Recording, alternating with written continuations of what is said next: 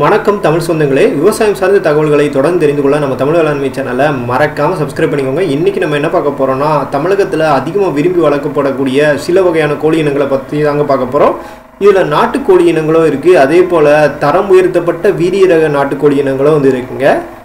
அது என்னென்ன இனங்கள், அதுக்கு பின்னாடி இருக்கக்கூடிய நிறைய வகையான சிறப்புகள் இந்த காணொலி வேலை நீங்கள் தெரிஞ்சுக்கோங்க.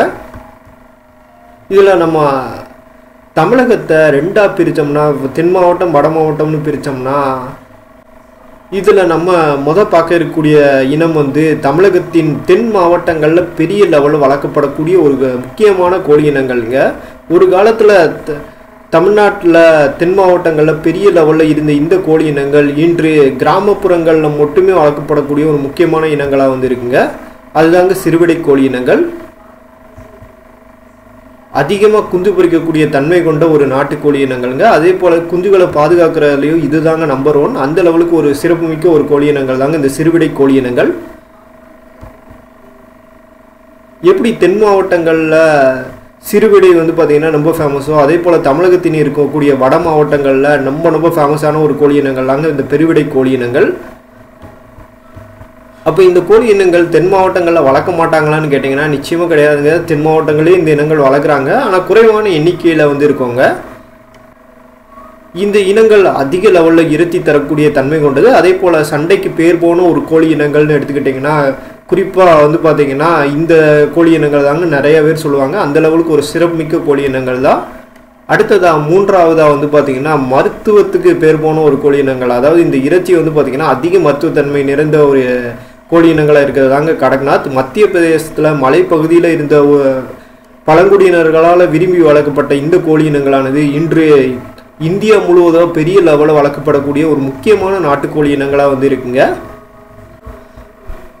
தமிழகத்தில் இருக்கக்கூடிய நாட்டுக்கோழி இனங்கள்லேயே அதிக லெவலில் முட்டையிடக்கூடிய தன்மை கொண்ட கோழி இனங்கள் தாங்க இந்த நிக்கோபாரி கோழி இனங்கள்.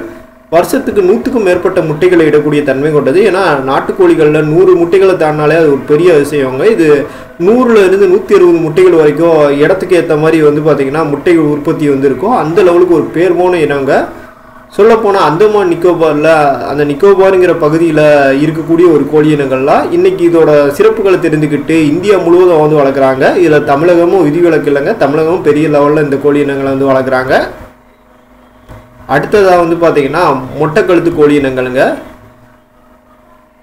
அதிக லெவலில், அதாவது இந்தியாவில் இருக்கக்கூடிய கோழி இனங்கள்லேயே, குறிப்பாக நாட்டுக்கோழி இனங்கள்லேயே அதிக நோய் எதிர்ப்பு சக்தி நிறைந்த ஒரு கோழி இனங்கள்னால் இந்த மொட்டைக்கழுத்து கோழி இனங்கள் தாங்க சொல்லுவாங்க. அதனாலேயே இந்த கோழி இனங்கள் நம்ம தமிழகத்தில் கன்னியாகுமரி, நாகர்கோவில் போன்ற பகுதிகளில் பெரிய லெவலில் வளர்க்குறாங்க. மற்ற பகுதிகளில் கொஞ்சம் சிறிய லெவலில் வந்து வளர்த்துக்கிட்டு இருக்காங்க இந்த கோழி இனங்களை.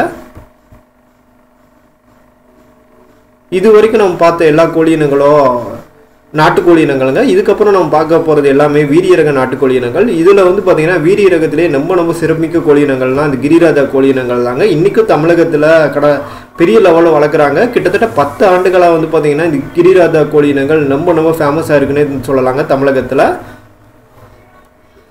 இது இரட்டை தேவையை பூர்த்தி செய்கிறதுக்காக தாங்க வளர்க்குறாங்க. அதிக லெவலில் இறைச்சியோ அதிக முட்டை இடக்கூடிய தன்மை கொண்ட ஒரு கோழி இனங்கள்ங்க. அடுத்ததாக வந்து பார்த்திங்கன்னா வனராஜா கோழி இனங்கள். பார்த்த கிரிராஜாவானது கர்நாடகாவில் உருவாக்கப்பட்டிருக்குங்க. இதே வந்து பார்த்திங்கன்னா வனராஜா கோழி இனங்களானது ஹைதராபாத்தில் உருவாக்கப்பட்ட ஒரு வீரிய ரக நாட்டுக்கோழி இனங்கள்ங்க. இதுவும் வந்து பார்த்திங்கன்னா இரட்டை தேவையை பூர்த்தி செய்கிறதுக்காக தான் வந்து உருவாக்கப்பட்டது. முட்டை மற்றும் இறைச்சி அதிக லெவலில் குறைவான நாட்களே தரக்கூடிய தன்மை கொண்ட ஒரு இனங்கள்ங்க. அடுத்ததாக வந்து பார்த்திங்கன்னா மூன்றாவதாக சொர்ணத்தாரா கோழி இனங்கள்ங்க. இது வெள்ளையோ கருப்புமாக வந்து இருக்கும். இதுவும் வந்து பார்த்திங்கன்னா பெங்களூரில் தாங்க உருவாக்கப்பட்டிருக்கு. நல்லாவே வந்து பார்த்திங்கன்னா முட்டை மற்றும் இறைச்சியை தரக்கூடிய தன்மை கொண்ட ஒரு கோழி இனங்கள் தாங்க. இப்போ வரைக்கும் நம்ம பார்த்த எல்லா இனங்களும் இரட்டை தேவைன்னா, இது வந்து பார்த்திங்கன்னா ஒரு சிங்கிள் யூஸ்னே வந்து சொல்லலாங்க. அதாவது முட்டை உற்பத்திக்கு பேர் போன ஒரு கோழி இனங்கள்னு கேட்டிங்கன்னா இந்த கைராளி கோழி இனங்களை வந்து சொல்லலாங்க. கேரளாவில் தான் இந்த இனங்களானது உருவாக்கப்பட்டிருக்கு. அதுக்கப்புறம் இந்தியா முழுவதும் பெரிய லெவலில் வளர்க்கப்படக்கூடிய ஒரு முக்கியமான கோழி இனங்களாக வந்து இருக்குங்க. தமிழகத்தில் ஒரு காலத்தில் அதிக லெவலில் வளர்த்து இன்றைக்கி கொஞ்சம் எண்ணிக்கை குறைஞ்சிருச்சுன்னு சொல்லலாங்க இந்த கைராளி கோழி இனங்கள். இருந்தாலும் ஒரு சிறப்பான கோழி இனங்கள்லாம் வருஷத்துக்கு 200 முட்டைகளுக்கு மேலே இடக்கூடிய ஒரு முக்கியமான கோழி இனங்களாக வந்து இருக்குங்க. அடுத்ததாக வந்து பார்த்திங்கன்னா முட்டை மற்றும் இறைச்சிக்கு பேர் போன கோழி இனங்களாக பார்க்கப்படுறாங்க இந்த சொனாலி கோழி இனங்கள். இன்றைக்கி இந்தியா முழுவதும் பெரிய லெவலில் வளர்க்கப்படக்கூடிய ஒரு முக்கிய கோழி இனங்களாக இருக்குது. இதோட முட்டை மற்றும் இறைச்சி இங்கே இருக்குது, பார்த்துக்கோங்க. இந்த காணொலி வேலை தமிழகத்தில் இருக்கக்கூடிய கோழி இனங்கள் அதுக்கு பின்னாடி இருக்கக்கூடிய நிறைய வகையான சிறப்புகள் நீங்கள் தெரிஞ்சிருப்பீங்க நான் நம்புகிறேன். இது போன்ற தகவல்கள் நீங்கள் தொடர்ந்து தெரிஞ்சுக்கிறா நம்ம தமிழ் வேளாண்மை சேனலை மறக்காமல் சப்ஸ்கிரைப் பண்ணிக்கோங்க. நன்றி.